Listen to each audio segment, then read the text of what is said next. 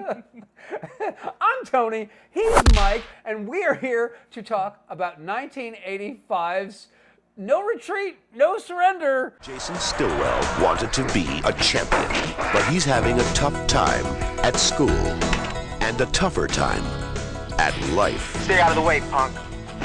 Now, Jason's getting serious, but he never expected to be a hero. No retreat, no surrender. The first one in 5 of these motherfuckers. I thought it was only 3, but Tony's got the box set. He corrected me. I was wrong. 5. And they get better with every movie. You're good. I get better. Actually, I got to open my box set to actually watch this one, so I was like excited. I was like, woo! Woo! This is Jean-Claude Van Damme's very first movie, is it not? It is, that I'm aware of. Oh, yeah, hey, you know this is, what, you don't? Yeah, well, it's Van Damme, baby, and I'm damn delicious. Okay, so... I didn't research it because this is a quick and dirty, not a deep dive. Yeah, but yeah, he says a couple lines as he's fighting at the end there. No, it is you, son. Is it not? Which is more than I could think of say for his role in Black Eagle. Yeah, or shit, even Cyborg. Yeah. I mean, he goes huge stretches without talking through that one. But let's talk No Retreat, No Surrender. RJ, is that you? You know. You asked me to come. This film is the pinnacle of high school films and homoerotic action films. I really don't see the homoeroticism in here, to be honest with you. To me, it's like a blatant, like, cash-in ripoff of The Karate Kid, which came out 2 years earlier. A bit. And then somebody still really, really loves Bruce Lee. Yeah. Because they go to, I'm assuming is his actual gravesite. They're out to get me. I don't know why. I can't handle it. I can't seem to get anything right. I don't know. Is Bruce Lee buried in Seattle? Tell us in the comments. Buried in Washington, Seattle. Oh, well, there you go. There you go. So he is buried in Seattle, so apparently they got that right. So wait, we got to talk. Okay, so we have the opening scene. Yeah. And we have, like, Sensei Dad. Yes. And then, like, the mob is trying to muscle in and take over his Santa Monica dojo. Did you think over our proposal, Mr. Stillwell? Yes, I did. And I'm sorry you came all the way from New York for nothing.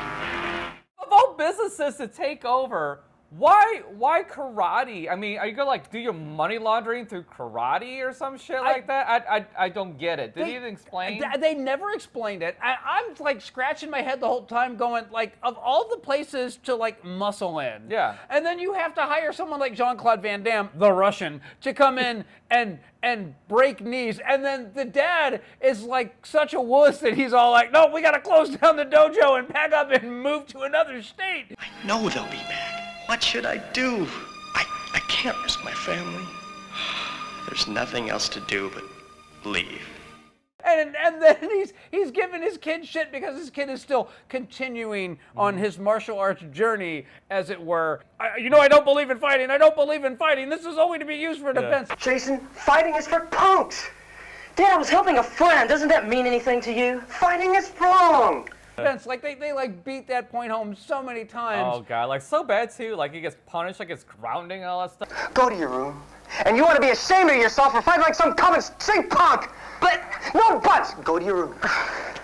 Like even just gets his ass kicked. It's like he's like going around picking a fight in most of these scenarios.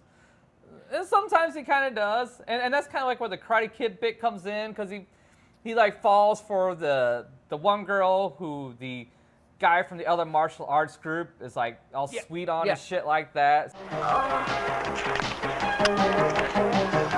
What do you think you're doing? Stay out of the way, punk. She's mine.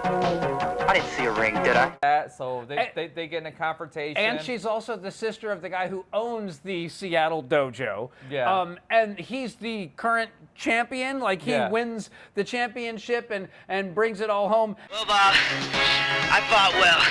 This national championship is something I've been training for quite some time. And then there's the fat neighbor guy who has a problem with the main character's buddy, and they never actually say what the issue is, but he's just out to get him. I'm back, and I want you to know that I'm back. And then he's got sweeter dance moves. Yeah, he really does. I mean, RJ can dance. But it's like funny. It's like the Sting in 80s movies. You have to have that one token black character that can just break dance.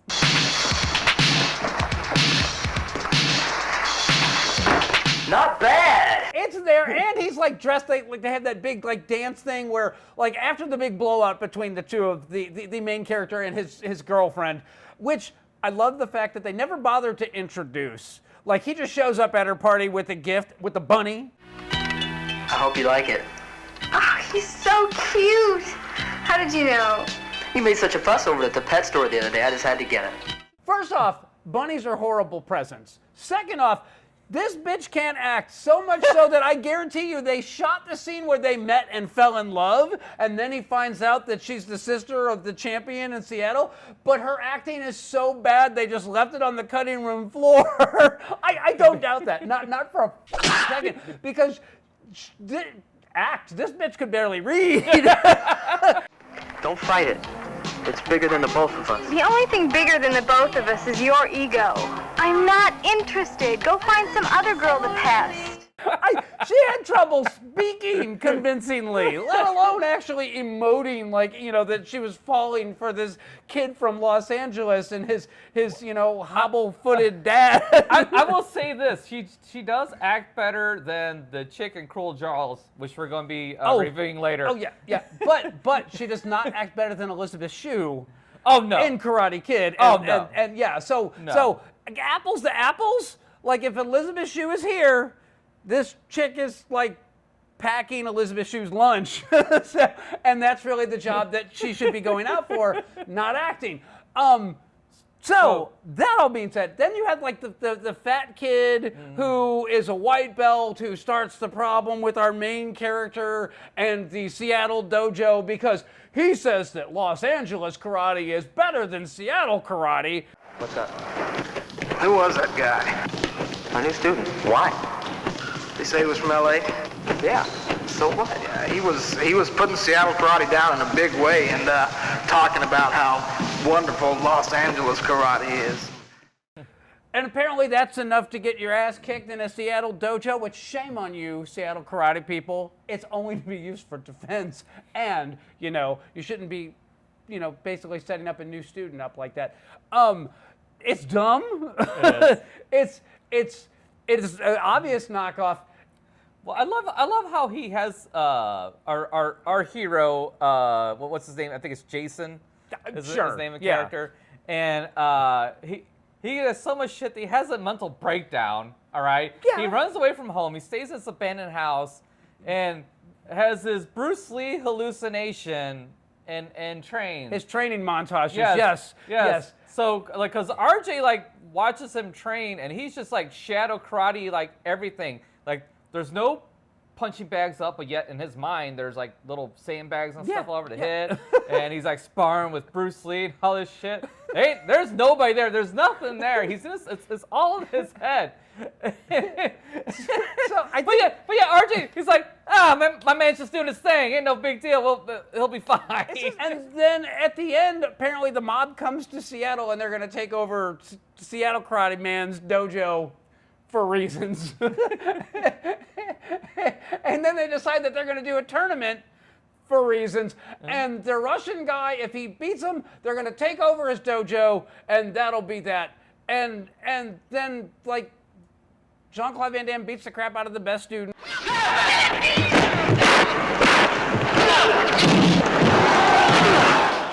Then he beats the crap out of the other kid.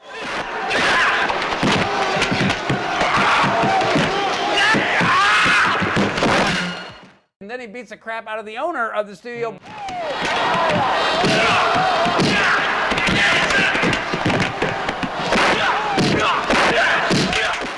But then when he puts hands on Jason's girlfriend, that's when Jason snaps into action and uses all of his pretend hallucination karate Bruce Lee powers, and he lays a whoop down on Jean-Claude Van Damme.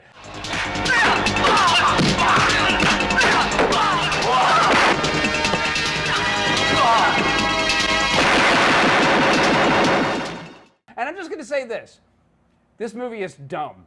It is super dumb. It is absolutely one of the dumbest action films I think we've ever watched, and I love it. So I make no apologies about this. This movie, first off, the action scenes are great.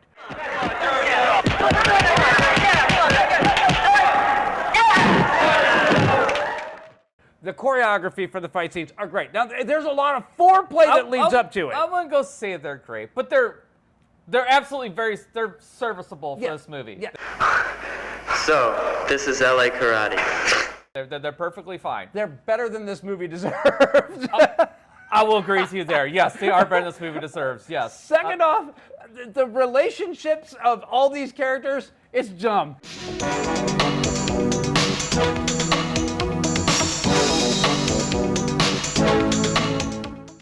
I love it. So, third off, the Seattle villain, the fat kid that's, you know, like causing all the trouble in the first place, he never gets his comeuppance. No. He doesn't get thrown out of the karate class. They don't welcome Jason in to, hey, come train with us. Hey, you've got some cool moves. Nope, just he wins and the mobsters get up and leave and that's that. And the dumb ending makes it even better.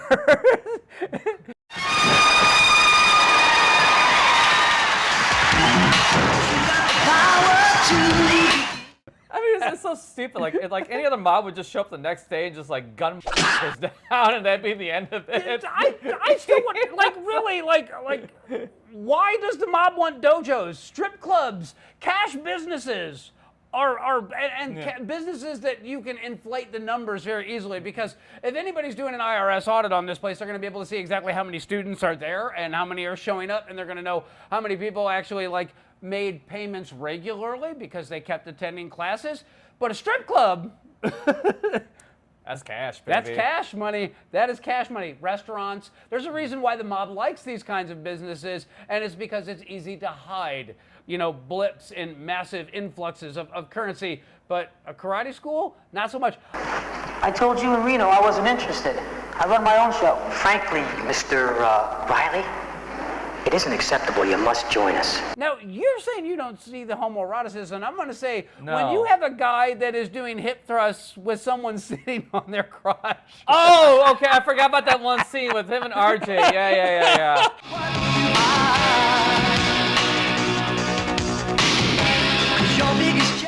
I'm just going to say that I can feel the passion kindling between our main character and his guy pal. RJ did not have a problem with any of this. He was having quite the time. No, just saying. But you know, hey, he didn't have a problem with it. Jason didn't have a problem with it. Obviously, it's consensual, so. I don't have any issues with it. I'm just going to say, at no point, whoever shot that scene was all like, you know where this will look great in a training montage. So we've seen and we've reviewed No Retreat, No Surrender 2 in our Action Bowl series, which Action Bowl series season 2 will be coming this fall. Yeah. And that is way better than this. Like Yes. it's like not even the same franchise. Bangkok, a city of the exotic, the sensual, the extraordinary. Funny thing is, our character Jason, our actor Kurt McKinney, because I figured you would have asked this, because every once in a while you throw this random like, whatever happens to that guy? Yeah. Well, here's what happened to that guy. He's still a working actor, actually, and he had a long-ass stint on Guiding Light from 1987 to 2009. That tracks. Yeah. That tracks. So, yeah, Kurt McKinney, good on you, dude. You're still doing it. So you're not kicking karate ass anymore. As a matter of fact, I don't think you did after this movie. It's kind of a shame. I mean, he was okay enough actor. I Yeah, mean, his karate skills were great. They look good on camera. Yeah, they look really good on camera. So I I think it's kind of a missed opportunity there. Yeah, well, yes and no. I mean, guiding light's not going to tear up your rotator cuffs, or you're not going to have your knee blow out like the dad does. Let's talk about the dad here. The dad was a douchebag. Yes. He trained his kid in karate and then gives his kid shit about continuing to train in karate because he's because he decided got his to give ass it all kicked. up. Well, he got his ass kicked. He got his knee blown out by the Russian. Yeah. But then to go into the training garage and rip up the Bruce Lee poster. Oh, it's a douchebag. Yeah. Get out of the way! Don't do that! No! Yeah. And so I get why Jason went and stayed at the abandoned house and but no one ever bothered to ask dude, where you been all this time? Where are you going? Because the training montage is 30 minutes. It goes on and on and on. It's not indicating a couple of weeks. It's indicating months of training and him ascending to the next level. Yeah. And having hallucinations about Bruce Lee training him.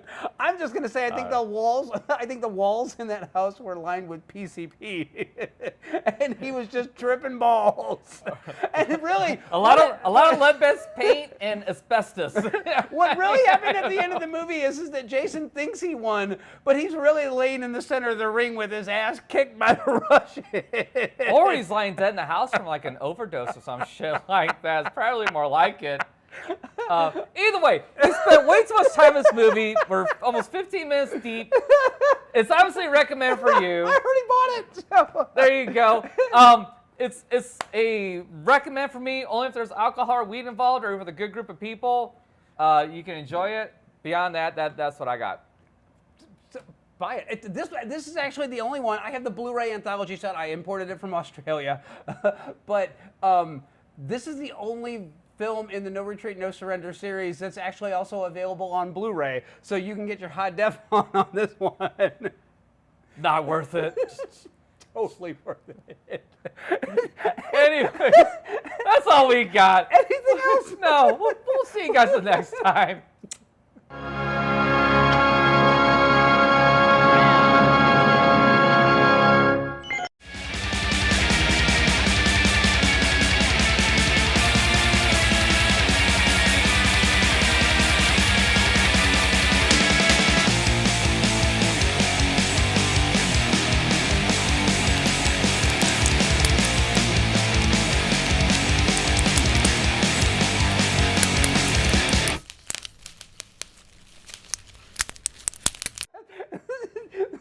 So, it's a drug stash house. And the fumes are seeping in through the walls and into the carpeting because it rains a lot where they're at. And he's soaking up crack cocaine through his pores. So he's going to the house, not because he's learning karate, it's because he has an addiction he's not aware of.